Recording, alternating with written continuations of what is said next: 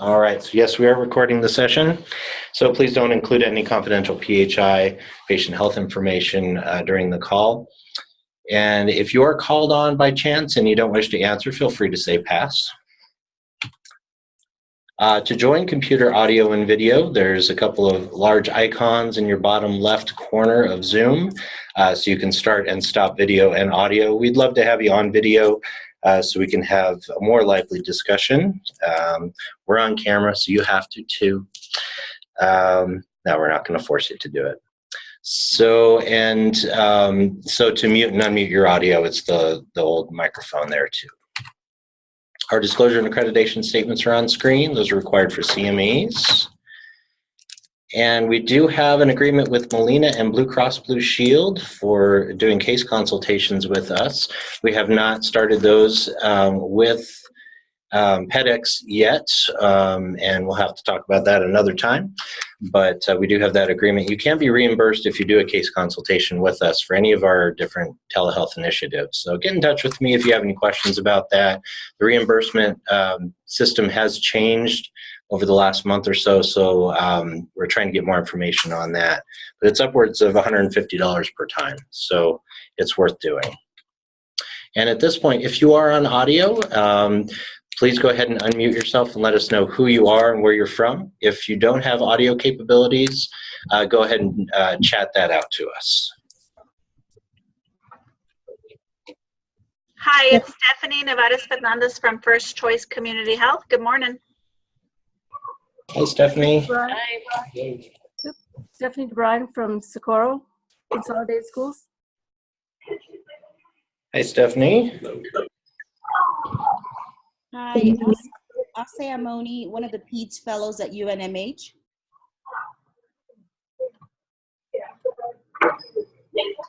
Welcome. And who else do we have on audio? Hello. Hello. And again, if you're having any trouble with audio, feel free to use that chat box. And I see Becky Smith has joined from APS. Lauren Thorpe and Sarah Rady, pediatric residents from UNM. Thank you both. I see you have no audio, so feel free to chat any questions or comments, and I'll read those out to our presenter today. John Helm from First Choice, Alameda. Fabiana Saiz. Davida. Lisa Jimenez. Oseamoni. UNMH. Francine Jacobs from Northside Pediatrics. Very good. Okay, and I will continue to take those as they come in and jot you down so you can receive your CMEs. I'm going to go ahead and turn it over to Dr. Melissa Mason, who will be introducing our session for today. Thank you. So as always, really appreciate Kevin Werling as well as Michelle Widener and Zach Johnson who help us put on these meetings. So thank you very, very much. No special announcements other than we appreciate you tuning in. And of course, if you have any suggestions for future topics, please let me know. We would love to find presenters on topics that you find useful or would like to know more information about certain topics. So I would like to introduce Dr. Dave Bennett. He is a pediatric orthopedist at the University of New Mexico Health Sciences Center who has a special interest in scoliosis and fracture care, who will be talking to us today about pediatric fracture. Dr. Bennett, thank you. Thank you very much for having me here. Pediatric fractures are different than adult fractures, and I think that goes without saying. One of the best things about children, honestly, is that they have a growth plate that allows them to grow and remodel and heal at a much faster speed than they would be if they were adults. One of the things that is important to know is the anatomy of the growth plate, and I'm going to go over this in a very general way, but in general, you have multiple zones. You have the articular cartilage, you have the secondary ossification center, the epiphyseal artery, which supplies the growth plate, reserve zone, proliferative zone, zone of maturation and hypertrophy, and then a provisional calcification and zone of ossification. Now, you don't have to memorize all these or know what they are exactly. The two that you need to know the most about, I think, are the ones zone of maturation and hypertrophy, and within that zone is the zone of provisional calcification, and then the reserve zone. The reason these are so important is most fractures occur through the zone of maturation and hypertrophy / provisional calcification, and ones that happen to go up into the reserve zone cause a growth arrest.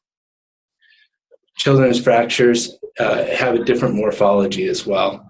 We have classification systems that I think that the details of those are not necessarily important to know right now, but in general, just knowing that a buccal fracture is a fracture that doesn't have a cortical break. A single cortical break is a green stick type fracture.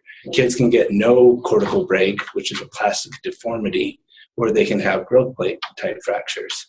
Of the growth plate fractures, you have a classification system called the Salter-Harris classification system, and then the Peterson classification system. The Salter-Harris classification, I think everyone kind of learns this one, but that it's through the growth plate, whether it goes out through the metaphysis, through the epiphysis, whether it's through the epiphysis and the metaphysis, or it could be a compression injury of the growth plate itself. The Peterson classification is a little bit different, and it's a metaphyseal fracture classification when they entered the growth plate. In general, a Peterson type fracture has a higher rate of growth arrest. That's the most important takeaway for that.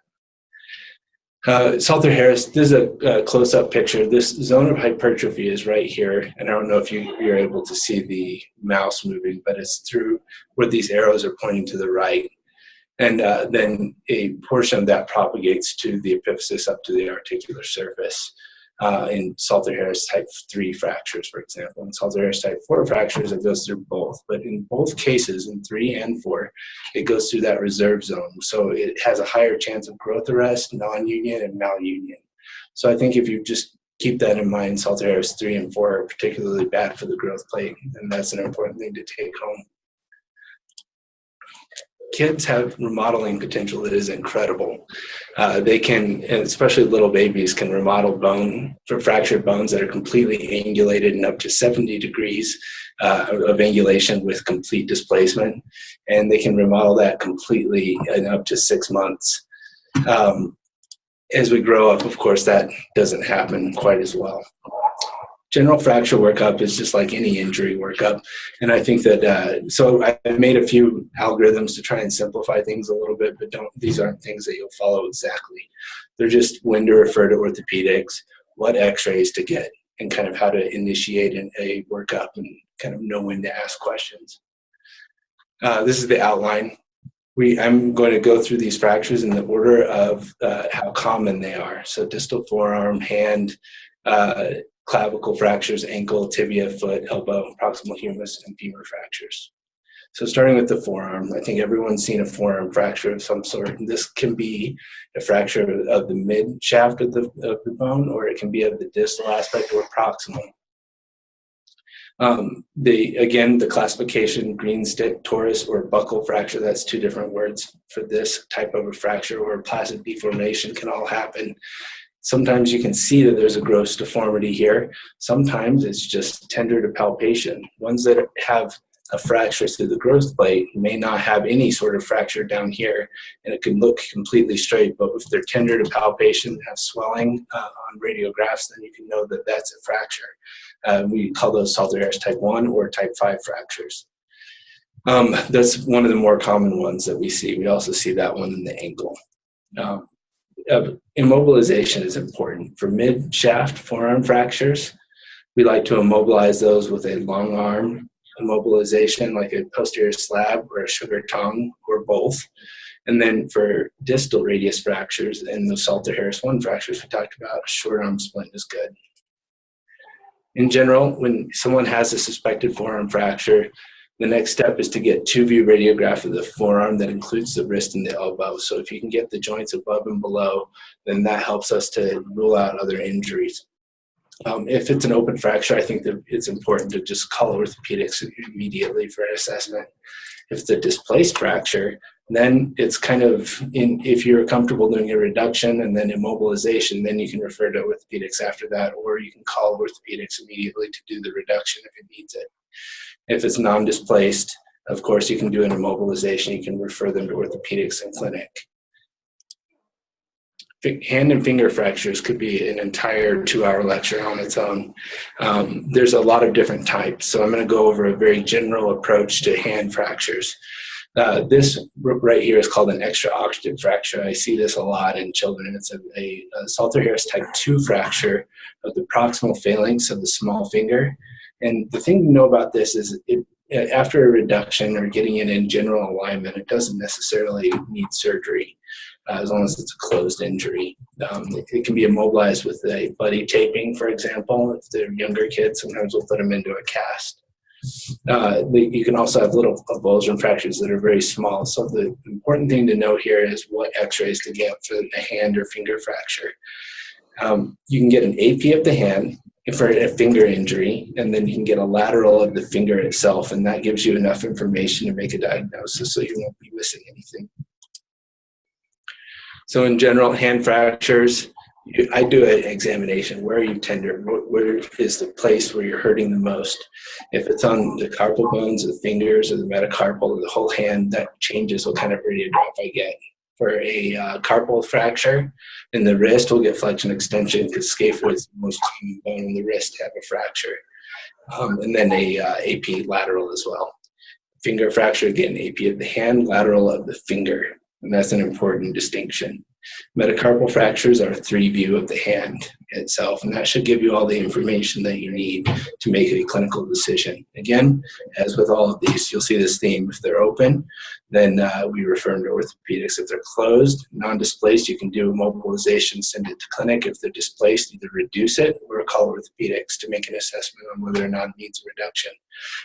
We have included a handout for you that has all the general principles of hand fracture treatment. Only caveat I would make is that it says any open fracture needs to be irrigated and imaged in the OR, and that is not necessarily true. A lot of this stuff we've been able to get taken care of in the emergency department as well. Clavicle fractures are the next most common. Mid-diaphyseal clavicle fractures are the most common type, and the Allman classification is a pretty simple way to think of these. Group 1 is in the middle third where they're displaced. Group 3 is medial. Group 2 is distal. The distal and the medial ones are more commonly operative, but in general, clavicle fractures can be treated non-operatively as long as they're closed and there's no dislocation about them. Radiographs for a clavicle fracture include a serendipity view, which is what this shows right here, a little off-angle view, and then an AP of the clavicle itself. That'll give you the displacement angle and position. So again, clavicle fracture, as long as it's not open or tenting the skin, it can be sent as an outpatient. I usually just do a sling. And my treatment plan after they come to follow up is the sling for approximately 3 weeks. And then I have them come out of the sling to move their elbow at week 3, but no sports for 6 weeks. And this is a general treatment plan, obviously. Ankle fractures can be some of the most difficult ones to treat, and these require long-term follow-up. There's up to a 30% growth arrest rate with ankle fractures, so it's important that these patients be followed until their growth plates are closed. This is one of our classification systems. The most common ones that I see in my practice are supination plantar flexion type and then supination inversion type. These ones, because of the growth plate involvement and displacement, funny enough, can remodel and do well even without surgery, even if completely displaced after a good reduction. However, they do have a high growth arrest rate. So in general, same kind of philosophy. Ankle fracture is suspected, get 3 non-weight bearing views of the ankle with the child hopefully out of immobilization if you can.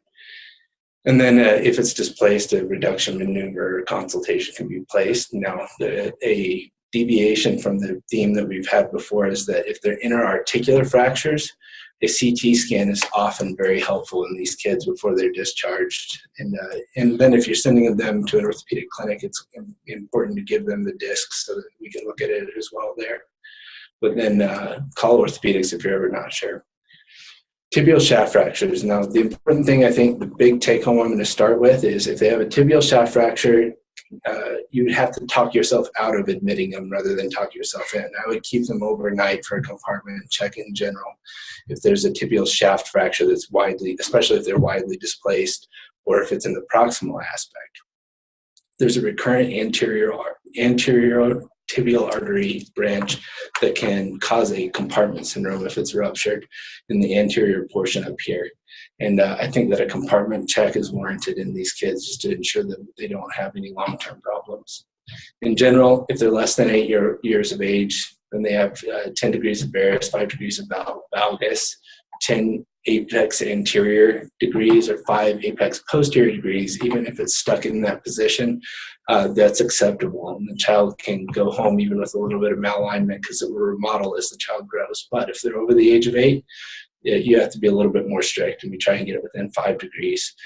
You can have what's called bayonet apposition, where the bones, instead of touching at the end, can overlap a little bit as long as it's not more than 5 millimeters short. These are proximal tibial fractures. There's a bunch of different types. This is the one I see the most common, this valgus type. It is important because it is involved with something called the Cozen phenomenon, where even after the fracture heals, a child will grow with unilateral knock knee for a while, which tends to spontaneously resolve without need for surgery. So that's an important thing that I always try and warn the families about. And then of these 4 right here, the highest risk of compartment syndrome is this avulsion type. So radiographs. You suspect a tibia fracture, get 2 views of the tibia to include the knee and the ankle, and possibly 3 views of the ankle and 2 views of the knee, so that you're imaging the joints above and below as well. And again, compartment syndrome, vascular status, these things matter a lot. So I would recommend admitting unless you have a compelling reason not to. Metatarsal, all right, so foot fractures are similar to hand. There's a ton of different types of foot fractures, and they all are treated a little bit differently. Most common ones I see are these base of the 5th metatarsal fracture, a little avulsion fracture that comes from where peroneus brevis inserts, and is typically treated without surgery in a boot that's like this, so as to not put any pressure on that bone fragment as they walk with normal gait. It tends to pull, the peroneus brevis fires as part of the gait cycle, and it can pull that fragment off more, or at least cause discomfort. But I let them be weight bearing as tolerated, unless the fracture enters this portion of the bone, in which case I think that they ought to be made non-weight bearing. But nevertheless, we try and treat them non-operatively. Toe fractures typically look like this, a very bruised, swollen toe. My go-to treatment for that is buddy tape it next to the next longer toe, and then put them into a hard sole shoe, and then refer. And then if they need something done, we take care of it, of course, but the referral like that is perfect. So with a foot fracture, and this is very similar to a hand fracture, if it's a tarsal fracture, I get 3 views of the foot, non-weight bearing, including the calcaneus, and I get a Harris heel view for that if you're worried about the calcaneus, as well as the lateral. And the talus can have a canale view, C-A-N-A-L-E view, which is a 15-degree offset lateral view that goes right down the sinus tarsi and can tell you if it's displaced and how much. And then a CT scan is always in order if there's a midfoot fracture of some sort, not proximal to the tarsals, distal to the ankle. And for a toe fracture, I get an AP of the foot and lateral of the toe, similar to the hand. Metatarsal fractures, I get 3 views of the foot, non-weight bearing. And you can do a simulated weight bearing view of both feet on the same plate, and that will give you an idea if they have what's called the Liz Frank injury, which is a metatarsal injury also. So again, and then if they're open, call orthopedics. If it's displaced and needs a reduction or needs surgery, call orthopedics as well. Otherwise, if it's non-displaced, mobilization, I prefer a splint to a boot and make them non-weight bearing, and referrals an outpatient is reasonable. Elbow fractures, most common operative fractures in kids, but not the most common fractures in general. The most common thing we see around the elbow is a supracondylar humerus fracture. There are 3 types of supracondylar humerus fracture. One's a type 1 injury. Type 2 has both cortices involved, but this line that goes down here is the anterior humeral line, and it tends to intersect the capitellum. And then a type 3 injury can be completely displaced. Type 2 and 3 injuries can be operative, especially if this anterior humeral line does not intersect the capitellum in a type 2. The other things we see around the elbow, lateral condyle fractures and medial epicondylar fractures. Medial epicondylar fractures are important because they signify that there may have been an elbow dislocation. It's not always the case, but sometimes it is. The other thing we see is a dislocation of the radial head here. And we see a ulna fracture. This is a Montasia injury. It's important to get a full forearm radiograph, and it may look really, really nice like this one right here. But as you can see, the radial head is dislocated. We want the radiocapitellar line to be intact, which is a line drawn right here into the capitellum, which is right there. And in this case, it's not. In general, elbow fractures that can be fairly severe as well and almost always warrant some sort of workup. 4 views of the elbow is a good way to start. An AP, and then what I call a perfect lateral, because the X-ray gives us guidance as to where we go operatively. Internal and external obliques, and then a humerus radiograph, get the joint above and below. If there's an abnormal pulse or nerve function examination, that's an emergent consultation to orthopedics to get them back to the OR, or at least for guidance and management, or if it's open. Otherwise, I don't recommend a attempt at reduction routinely on these patients without consulting orthopedics in the emergency department. I would give a call to the orthopedic surgeon on call. And then if they're non-displaced, or if you're not sure it's even fractured, or if it's a dislocation, a reduction attempt can be done. I'm sorry, for a dislocation, a reduction attempt should be done, but if for a non-displaced fracture, you can give them immobilization and send them to orthopedics. Proximal humerus fracture is the next most common. We see these fractures tend to follow the Salter-Harris classification as well. It's like the ice cream scoop is off of the cone. And these can be hard to see. Sometimes they look fine on the AP view, so I always get a second view, which is called an axillary view, and that also tells you if the humeral head is dislocated as well. So AP and an axillary of the shoulder are your go-to proximal humerus radiographs. If this non-displaced, I do a cuff and collar as treatment. I don't necessarily do a hanging arm cast, and that usually will do the trick depending on how young they are. Femur fractures are very common as well. Femur fractures are another one that I would recommend admission, regardless, in consultation of orthopedics. They have a high rate of growth arrest, the highest of any growth plate injury, around 60% rate of growth arrest for distal femur fractures. Another emergency is hip fractures in a child. These are classified the same way as in adults. However, they go on to have femoral head necrosis and therefore need surgery far more often. In general, again, get hip, knee, and femur full-length radiographs. And if there's any questionable history, I recommend a non-accidental trauma workup as well. And then open injuries need to go emergently. Closed injuries should still be immobilized and admitted with an orthopedic consultation. And so this is just a guideline, a summary for what you do for fractures around the growth plate, but it's basically the same as the other algorithms that I gave you. So children heal fractures a lot quicker, but they're the same general steps as in adulthood. When a fracture happens, first of all, you have a big hematoma, and that turns into an organized hematoma around day 3 to 5. Then it turns into a soft callus at day 5 to 10. This is where we call the fracture sticky, for lack of a better word. And then it becomes a fibrous sort of callus, and then that organizes into a hard callus. This is where the bone isn't going to move very much. And if you were to incise and look at the bone, it wouldn't even look that bad. It would look like it's starting to reform with a bump. And then at day 21 to 35, it can be healed in a child. Hard callus and remodeled bone is what it looks like microscopically. In general, reparative and it starts out with inflammation. And in adults, you don't want to give them anti-inflammatories because it can delay bone healing, but in kids that has not been borne out. So ibuprofen is one of the best drugs for these kids. The reparative phase is a little bit longer, and then a remodeling phase can go on for up to a year depending on their age. Growth arrest is an important concept, and this is why we follow them for so long. They get bars. Central bars are less of a problem. They don't tend to cause an angular deformity, but can cause a limb length discrepancy. Peripheral bars can cause angular deformity, like knock knees or bow legs. And then a linear bar can cause also an angular deformity.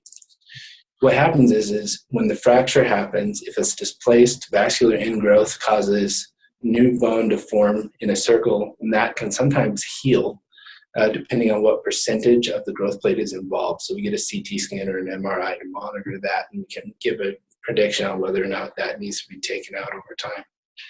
Again, the most important thing I think is to remember the resting zone is one of the parts of the physis that doesn't really tolerate much injury.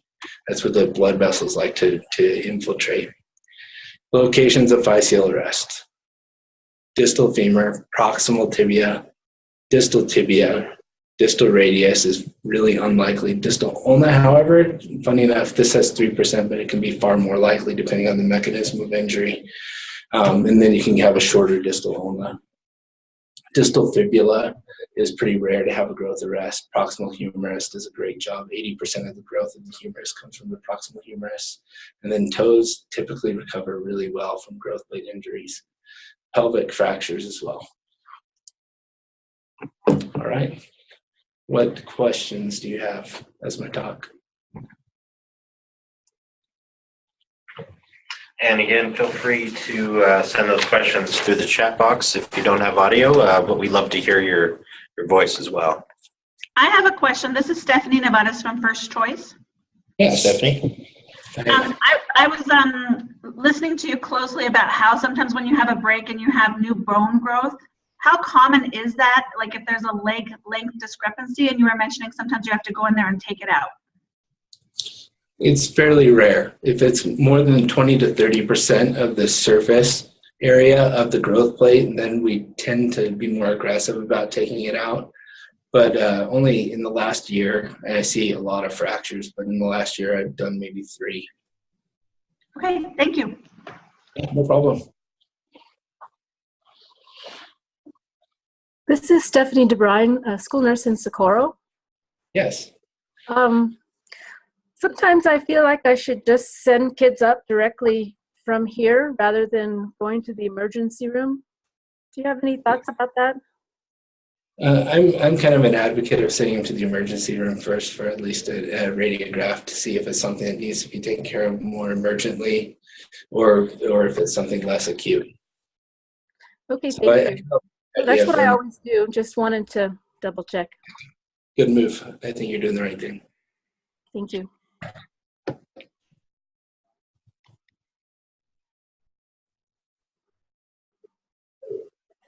So you mentioned tibial fractures. I mean, I've never actually, I don't think, had to diagnose one, but what's the most common mechanism of injury for, I mean, when should we be suspicious other than they got hurt? I mean, is there a more common mechanism of injury for a tibial fracture? Yeah, so one of the most common ones I see, at least in clinic, is a toddler's fracture, which is a twisting injury.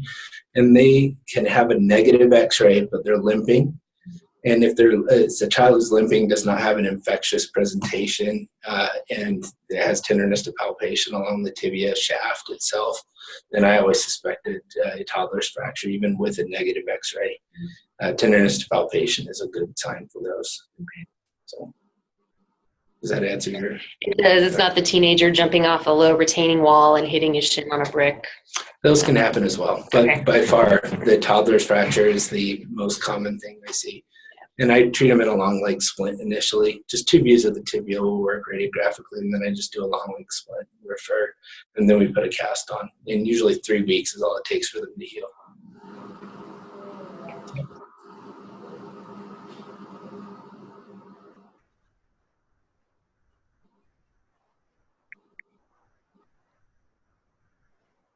I do have one more. Okay, go for it. Or was there somebody who had a question? Okay.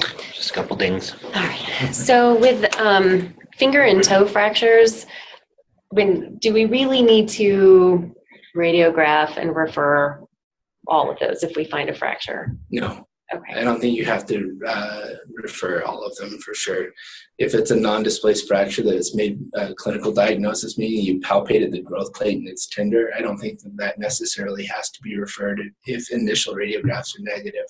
Okay. But follow-up radiographs, I don't get those. So I usually will just go by physical examination. If it's not tender palpation, not swollen anymore, then I discontinue buddy taping in a hard sole shoe. Okay. Those are usually 10-year-olds, 11-year-olds in that range, and they can tell you pretty well if it's still hurting. But they heal in about 4 weeks.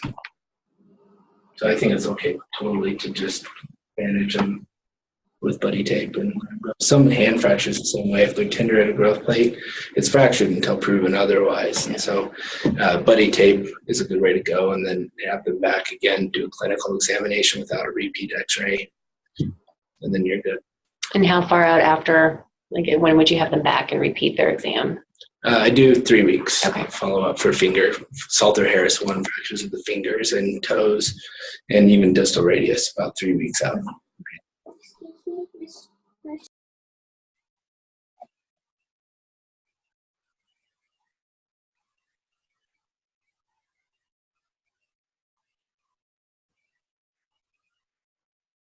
Okay, any other questions, either from audio or if you needed to chat that? I did have one question, Joanne Ray from Las Cruces. What's the incidence of the so-called false joint when a young person has the fifth metatarsal fracture? Can you clarify a little bit more? So when they break their fifth metatarsal, if there's non-union of that rather long bone there, my son had that, and we were worried that he's going to develop what they described as a false joint. Oh, yeah, I know what you mean now. We call it a pseudarthrosis. And what can happen is that fifth metatarsal, especially if it's further down than just that edge where the peroneus brevis inserts, can go on to non-union because that area has poor blood supply. So if the bones don't heal quite right, what happens is it can become a pseudarthrosis or a fibrous union where radiographically the bones haven't joined into one bone again, but it's okay and it's not tender. Now, in general, though, we fix those because it tends to become symptomatic. It's very rare that those don't need something done. And if it's a established non-union where the bone just is not coming together and it's been months and months, then I think doing a compression screw, a screw across the false is a great idea. And it really helps a lot, and it can heal. Thank you. And we do have a question from our chat box. Elbow contusion injury, no obvious fracture, but point tenderness and limitation of movement. Is it okay to just splint? And when should you follow up? Yes, I would treat it as a fracture. And you can see on radiographs every once in a while, you'll see something called a sail sign where there's soft tissue shadow in front or behind the humerus. And that can give you a clue if there's a occult or invisible fracture on there.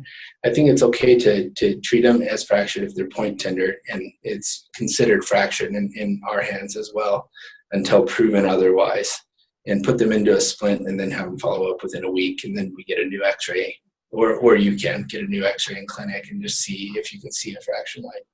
Some of them, especially the toddler's fracture and Salter-Harris 1, a fracture line never really shows up on radiographs, but I think a second x-ray is warranted in those cases where there's point tenderness and swelling and limited motion. That's a fracture in a child until proven otherwise. Thank you. Yeah, no problem. It sounds like you're a fan of non-steroidal anti-inflammatory. Do you recommend that always over narcotics or? Yeah, if you can do it, I recommend it. Now, for severe fractures that are post-operative pain, I think narcotics are okay for a very short course. But morphine has been shown to be equivalent to ibuprofen in kids for post-operative fracture or post-injury fracture pain. in a couple of really good studies. So I think that ibuprofen is great. If the child doesn't have to have narcotics, then all the better. Actually, that's great for those of us who are seeing families in the office when they're requesting those medications to be able to say that, yeah, ibuprofen works just as well for pain as morphine. Yeah, it does. Yeah. It does. And I can forward that article to you guys if you want. I can send it your way. Yeah, no, I'd love to see that. This is Stephanie again. I have a question about angular fractures. You talked about having them to be reduced. Is that always in the operating theater, or can it be reduced just like in your office? They can be done in the ER is one way to do it, with some sedation or with some local anesthesia. We do every once in a while in our clinic, we'll do some molding, not necessarily a reduction, but we can also do something called wedging, where we put a cast on, wait until it gets to the soft callus point where it's still mobile just a little bit, and then we can cut a wedge, or we make a line in the cast and we can open it up a little bit and serially kind of coax it into position without surgery. Okay, awesome. I had a recent patient with an angular fracture. He punched a guy in the head at a quinceañera, and it was pretty bad, and I didn't know if he was going to need a surgery, but I didn't know what to tell the family. I was like, it's probably going to need to be operated on, but I just wanted to know the procedure. Yeah. I mean, and a lot of it, kids are so forgiving. There's a lot of leeway on how to do things, how to fix angular fractures and so forth. And then it just depends on which bone it is and so forth. Okay.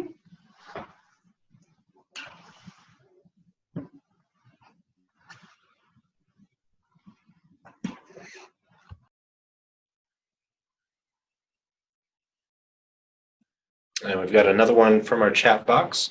How do you get the perfect lateral elbow x-ray and the internal-external oblique views? The perfect lateral is a hard one. That's a great question. So one way I do it is by having the child lay on their back for the radiograph, and then I hyper extend it just a little bit, and that tends to give it to you about 5 degrees more. So you go to completely flat, and then just a little bit more with the x-ray beam coming this way will tend to give you a perfect lateral or something close to it. Now, if it's not a good x-ray, of course, clinical decisions shouldn't be made off of it. So repeating it if it's not right, I think is the right move. Now for obliques, internal oblique, the beam is coming this way, external oblique this way, basically. And then, an AP radiograph is also helpful. Okay, thanks.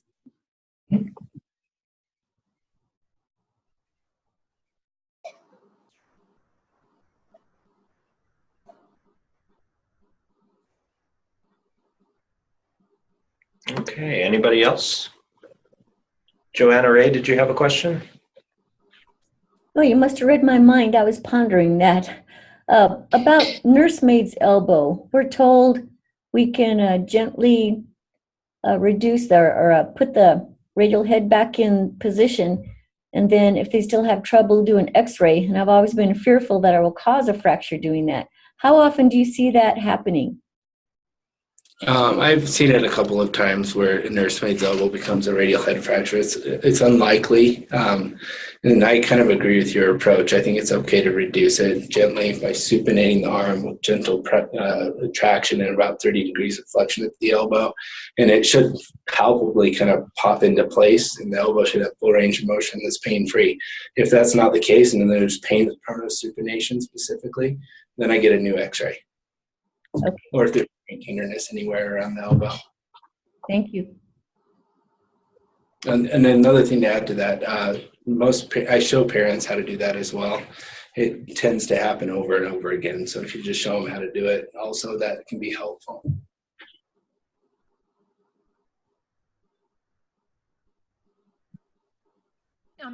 This is Francine Jacobs from Northside. I was wondering, in that regard, of the nursemaid's elbow happening over and over again, when do you get concerned about that? I mean, recurring nursemaid's elbow, because I've had that, and I'm never sure at what point do you say, okay, this is still okay, or we should look into it further. That's a good question. About the third time, I would say it's good to refer them. If it happens 3 times in a row, it could be something worse. You never know. So I think getting x-rays is an important thing. We typically, if we rule out everything else and it looks good, we don't cast them or do anything like that, but I think it's worth a referral in those cases. Thank you.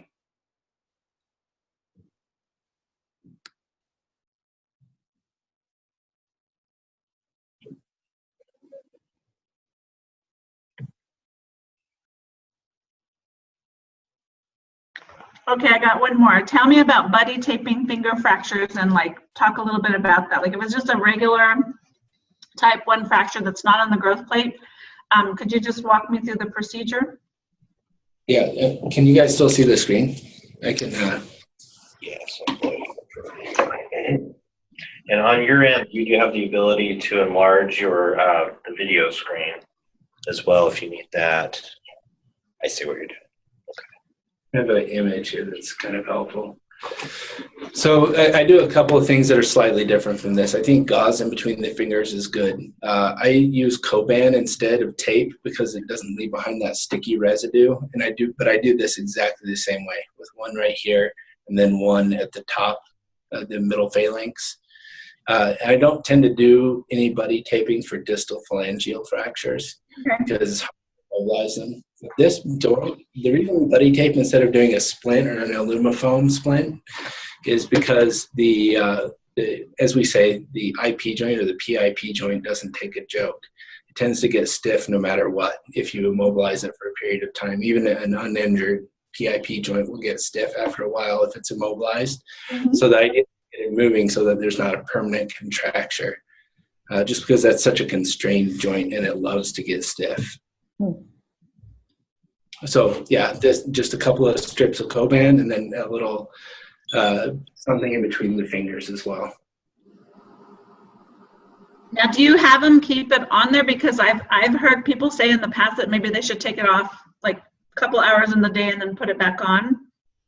I have them keep it on, but I give them supplies to change it every day. Like they can take it off during the shower and so forth, as long as they can move. That's the important thing. If they're wrapping both fingers together really tightly, then you can't really move them, and that becomes a problem. Mm-hmm. So I don't really give them a rest period or anything like that. Okay. That's a good question, though.